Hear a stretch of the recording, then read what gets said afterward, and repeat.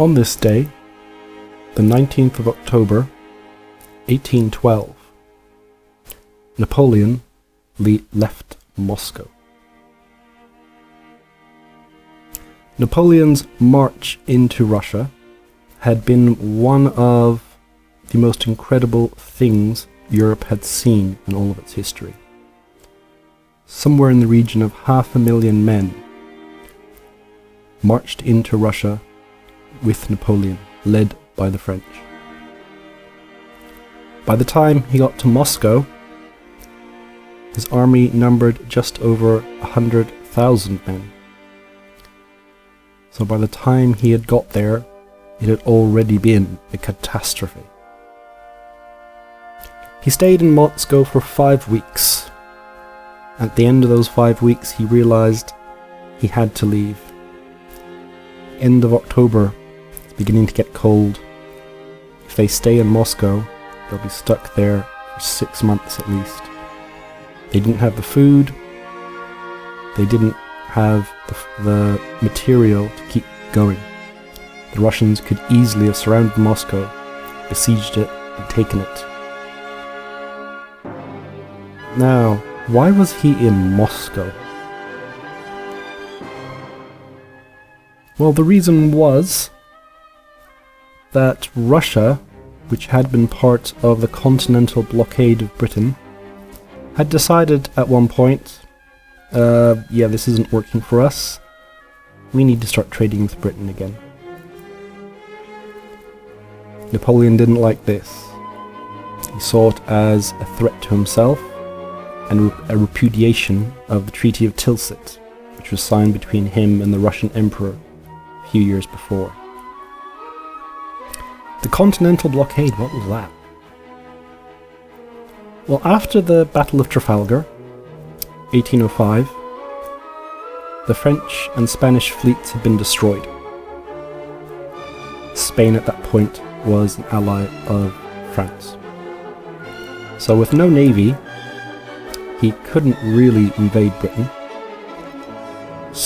And he didn't want to spend all that money rebuilding a fleet.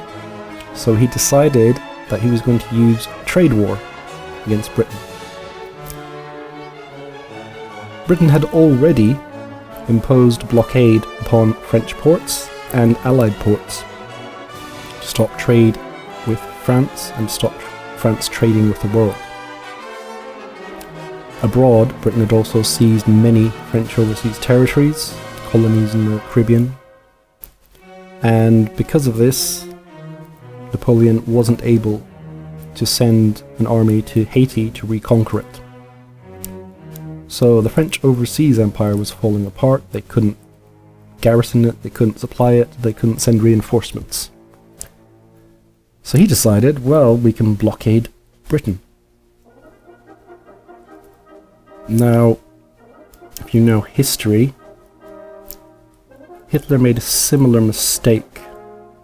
Instead of dealing with Britain in 1940-41, he left it and went east into Russia. Didn't work out for him.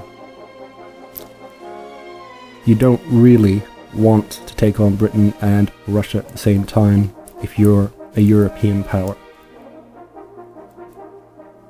Britain rules the seas, and what broke Germany both times was the blockade. Without being able to trade with the world, Europe will be in trouble. And if they go to war with Russia, Russia is vast. So Napoleon had decided that everyone was going to stop trading with Britain. It didn't really work very well. It did bring British trade down with Europe between a quarter and half of what it had been before the blockade. But after this, Britain started trading with South America, so Brazil, which was Portuguese, and the Spanish colonies. So they basically almost took over economically Latin America. So Britain was doing okay. During the War of 1812, Britain did suffer a recession and inflation because they lost out a lot of trade with the United States. But that was only about a 2-year period of struggle. France and Europe actually ended up being worse off. And many countries, like Sweden, decided to, under the radar, start trading with Britain again. Portugal refused to join his continental system, Portugal having a very ancient treaty with England from well before England became Britain, and they refused. Napoleon didn't like this, so he made a big mistake. He went into Spain, crossed Spain, into Portugal, and tried to take the country. The royal family left Lisbon and went to Rio de Janeiro, where they stayed for about 20 years. And then, for some weird reason, he deposed the Spanish king and put his brother Joseph on the throne. Maybe he thought that would tie Spain closer to him, although they were already allies, so I don't understand why he did this. This started the Spanish War of Independence, which then would become his Vietnam. Hundreds of thousands of French troops were engaged in the war in Iberia. At first, it looked like they might win. They got close to Lisbon, but the Duke of Wellington, Arthur Wellesley at the time, managed to build a series of forts around the peninsula that the city is on, and the French had to withdraw for winter because they couldn't pass the forts. The next year, more British forces came in, and it was a back and forth. They went into Spain, they managed to defeat the French on many occasions. They had the Spanish partisans fighting with them, and it took many years. So we're talking a good, 7-8 years of war in Spain before the French were finally thrown out. And then Wellington and his army marched toward Bordeaux at the end of the war. So he had this running sore in Spain. Russia then pulled out of, it announced it pulled out, it had not really taken it seriously, the continental blockade. And Napoleon decided, instead of finishing this war here in Iberia, however you finish it, he decided he was going to go and defeat Russia.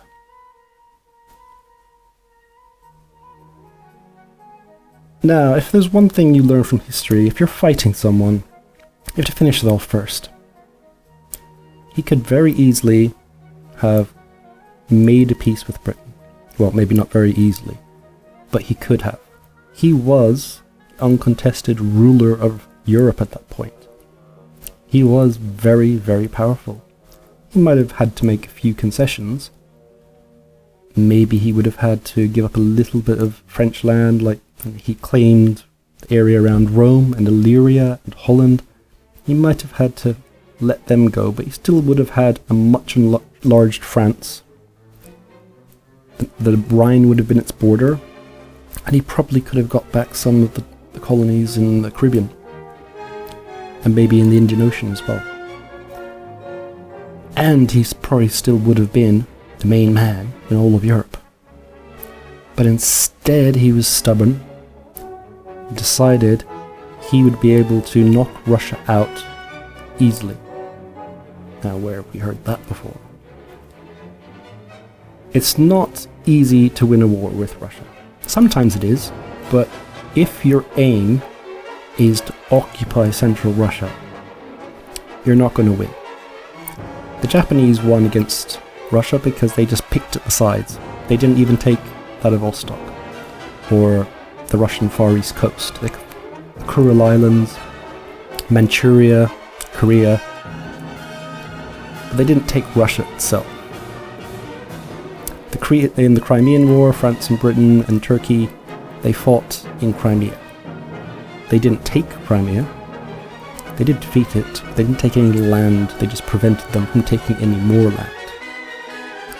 Germany in the First World War was lucky, but it didn't even go as far as Moscow. It just took the Ukraine and Belarus and the Baltic states, and the country was falling apart at that point.